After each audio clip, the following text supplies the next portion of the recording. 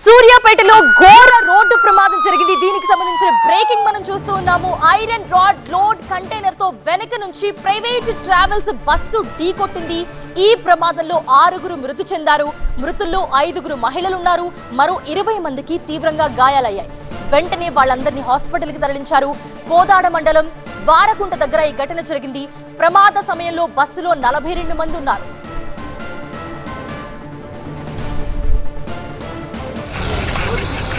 Bus Hyderabad నుంచి ఏలూరు వెళ్తూ ఉండగా ఈ ప్రమాదం జరిగింది.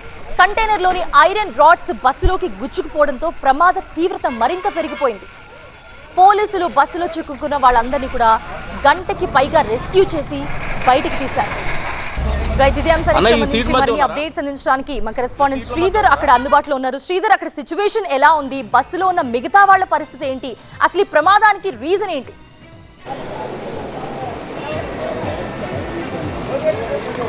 ముఖ్యంగా ప్రాథమికంగా దర్యాప్తు ప్రమాద కారణం చూసుకుంటే మాత్రం డ్రైవర్ నిద్రమత్తులో ఉన్నట్లు తెలుస్తుంది. చూసుకోవచ్చు ప్రమాద తీవ్రత. ప్రస్తుతం ఇక్కడ జిల్లా కలెక్టర్తో పాటు ఎస్పీ కూడా ఘటనా స్థలానికి చేరుకున్నారు. సార్, దాదాపు ప్రమాదం ఏ సమయంలో జరిగింది? ఎంతమంది మృతులు ఉన్నారు గుర్తించారు? సాధారణంగా పొద్దున్న 5 నుంచి 5:15 లోపల ఇది జరిగిన ఒక ఇష్యూ. దీంట్లో ఇప్పుడు దాకా మనకి 6 మెంబర్స్ రిపోర్టెడ్ డెడ్ అనమాట. 5 ఫీమేల్స్, ఒక మేలు.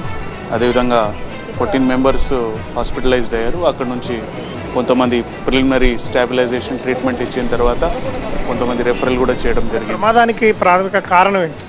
ఇప్పుడు పోలీస్ అంశాలు గుర్తిస్తున్నారు. ప్రస్తుతం ఉన్న సమాచారం ప్రకారంగా ఒక లారీ ఏదైతే ఐరన్ పిల్లర్స్ కానీ ఇది చేసిందో అది ఫస్ట్ ప్రమాదానికి గురి అయింది. అది దారి తప్పించి డివైడర్ మీద పోయిన తర్వాత అక్కడ స్టక్ అయింది. వెనక నుంచి ఈ వెహికల్ రావడం అండ్ అది సైడ్ నుంచి డాష్ కొట్టడం, అంటే వెహికల్ ఒక అడ్డంగా అంటే తేడాగా ఉన్నప్పుడు అది సైడ్ నుంచి ప్రమాదం జరిగింది. ఈ వెహికల్ కూడా సాధారణంగా వేగంగా ఉన్న మూలంగా ప్రమాదం ఇంత పెద్ద కావడం జరిగింది.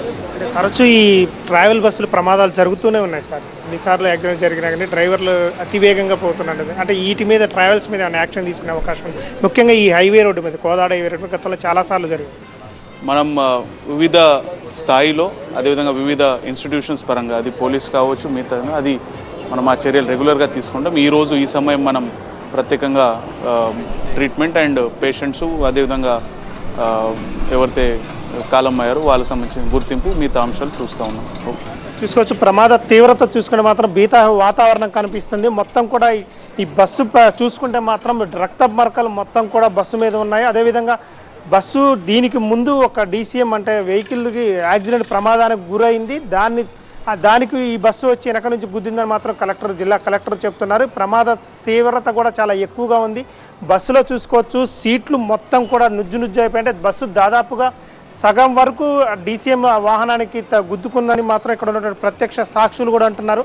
లోపల కూడా చూసుకోవచ్చు ఇక్కడ ఉన్నటువంటి ప్రయాణికుల యొక్క బట్టలు మొత్తం కూడా చిందరవందరగా పడ్డ పరిస్థితులు నెలకొన్నాయి. ముఖ్యంగా తెల్లవారుజాము సమయం అందరూ కూడా నిద్రమత్తులో ఉన్నారు. ఆ క్షణం ఒక్క క్షణం ఏం జరిగిందని తెలుసుకునే లోపే ప్రమాదం జరిగిపోయిన పరిస్థితులు నెలకొన్నాయి. ఇక్కడ క్షతగాత్రులు మాత్రం ఆసుపత్రిలో చికిత్స పొందుతున్నారు. చూసుకోవచ్చు ఘటనా స్థలంలో చూసుకునే మాత్రం భీత వాతావరణం కల్పిస్తుంది. గతంలో కూడా చాలాసార్లు ఈ హైవే మీద ప్రమాదాలు జరిగినాయి. ఎన్నిసార్లు జరిగినా కానీ ఇక్కడ ట్రావెల్స్ బస్సులు, ముఖ్యంగా ప్రైవేట్ ట్రావెల్స్ బస్సులు స్పీడ్ మాత్రం తగ్గడం లేదని మాత్రం అధికారులు కూడా అంటున్న పరిస్థితులు నెలకొన్నాయి. ముఖ్యంగా చనిపోయిన వారిలో 5గురు మహిళలు ఉన్నారు, ఒక పురుషుడు ఉన్నట్లు తెలుస్తుంది.